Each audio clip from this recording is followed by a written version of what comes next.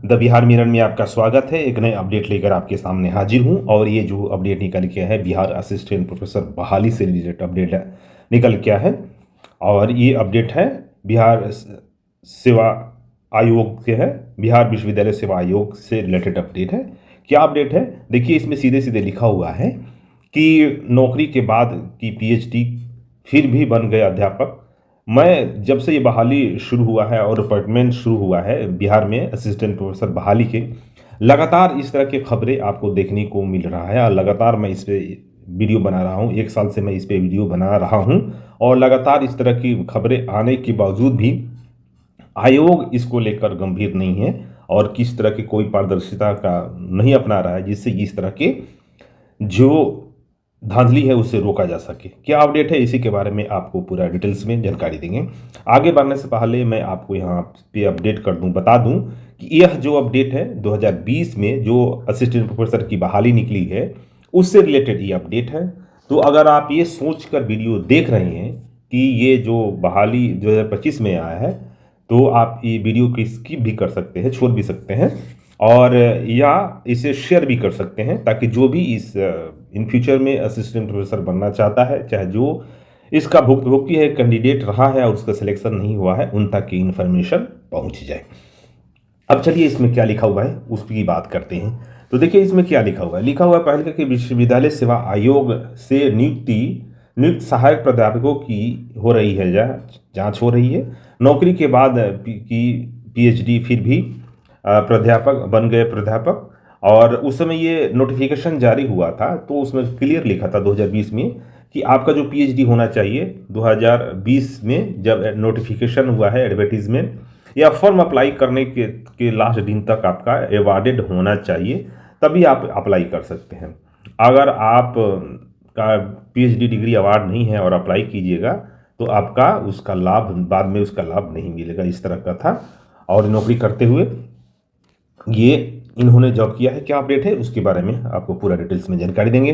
तो देखिए लिखा हुआ है कि विश्वविद्यालय सेवा आयोग से चयनित सहायक प्राध्यापकों की जांच में नया मोड़ आ गया है। कई सहायक प्राध्यापक ने नौकरी के बाद पीएचडी की है, जबकि आयोग के विज्ञापन में कहा गया था कि सहायक प्राध्यापक के आवेदन के समय अभ्यर्थी को पीएचडी कर लेनी है। देखिए यही बात इसमें भी लिखा हुआ है, इसमें भी जिक्र भी कर दिया गया है कि पीएचडी आपको उस समय तक कर लेना है जब तक नोटिफिकेशन जारी हुआ है, कर लेनी है। इस गड़बड़ी के बाद भी सहायक प्राध्यापकों को अनुभव प्रमाण पत्र का लाभ दिया गया। रजिस्ट्रार प्रोफेसर समीर कुमार शर्मा ने कहा कि जांच की प्रक्रिया अभी चल रही है, इसमें जो भी दोषी पाए जाएंगे उन पर विधिवत रूप से कार्रवाई होगी, नियमानुसार कार्रवाई होगी जो दोषी पाए जाएंगे। ये तो सरकारी स्टेटमेंट जिस तरह से आता है उस तरह से आया है। आगे क्या लिखा है वो भी आप सुन लीजिए कि जांच में जिन सहायक प्राध्यापकों की गड़बड़ी पकड़ी गई उन्होंने इवनिंग कॉलेज से अपना प्रमाण पत्र दिया था। तो सबसे बता दें इवनिंग कॉलेज में जो जो पढ़ाए हैं टीचिंग, उसका एक्सपीरियंस सर्टिफिकेट दिया है इन्होंने। BRABU यानी मुजफ्फरपुर का यूनिवर्सिटी में अभी 2020 से 25 तक विश्वविद्यालय सेवा आयोग से नियुक्त सहायक प्राध्यापकों की जांच की जा रही है। और सूत्रों ने बताया है कि विश्वविद्यालय की कमेटी की जांच में दर्जनों सहायक प्राध्यापकों के दस्तावेज संदेह में है। देखिए ये भी जानकारी मिला है, कई लोगों के जो सर्टिफिकेट है संदेह में है और गड़बड़ है। यहाँ पे सीधे सीधे सूत्रों के अनुसार खबर मिली है। सूत्रों के उनको जानकारी होगा रिपोर्टर को, लेकिन कोई वैलिड प्रूफ जब तक नहीं होगा तब तक कोई खुलकर बोलता नहीं है, इसीलिए इन्होंने सूत्रों के अनुसार लिख दिया है। इनके अनुभव प्रमाण पत्रों से लेकर कॉलेज में नियुक्ति तक के दस्तावेज भी गड़बड़ी है। विश्वविद्यालय के जांच के लिए एक कमेटी का गठन किया है। एक व्यक्ति का 2 विषयों में चयन हुआ है। एक व्यक्ति है जिनका जो मुजफ्फरपुर की यूनिवर्सिटी है वहाँ पे उनको 2 जगह चयन हो गया है, 2 सब्जेक्ट में चयन हो गया है और दोनों जगह ज्वाइन भी कर लिए हैं। देखिए क्या लिखा हुआ, जांच के दौरान यह भी पाया गया कि एक ही व्यक्ति का 2 विषयों में चयन किया गया और दोनों की पोस्टिंग BRBU में ही हुई है।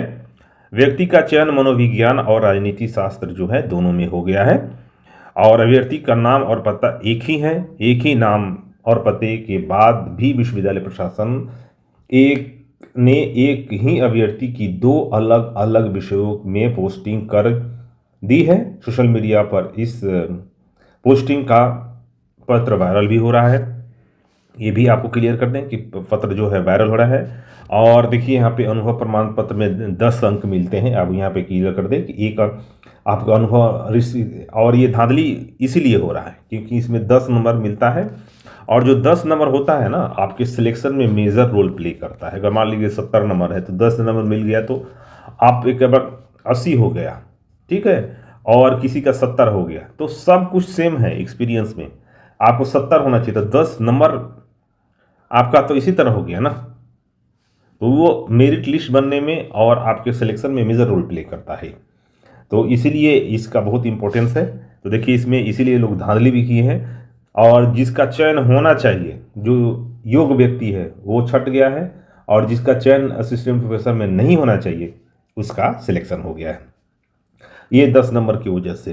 तो क्या लिखा है, जिन सहायक प्राध्यापकों के दस्तावेजों पर संदेह है उन्हें अनुभव प्रमाण पत्र साक्षात्कार में 10 अंक दिए गए हैं। इन 10 अंकों की बदौलत आयोग में उनका चयन किया गया। सहायक प्राध्यापक में कई अभ्यर्थियों ने बताया कि अगर अनुभव प्रमाण पत्र को निरस्त कर दिया जाए तो कई सहायक प्राध्यापकों की नौकरी चली जाएगी।